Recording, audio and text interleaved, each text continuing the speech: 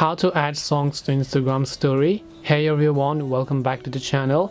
In this video I will guide you on how you can add songs to your Instagram stories, so make sure to watch the video till the very end.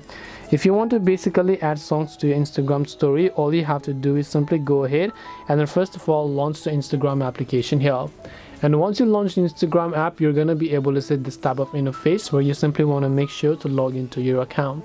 And once you log into your account, you're going to see this type of interface again where you simply want to tap the story icon here and then just select a random photo that you might want to add over here.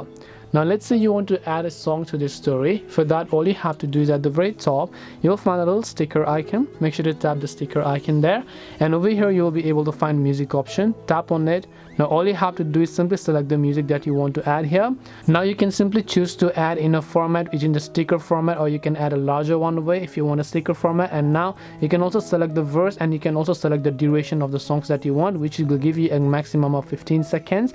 And then just hit this option here, tap on done, and just tap the sticker to wherever you want, and you would have successfully added songs to your Instagram story.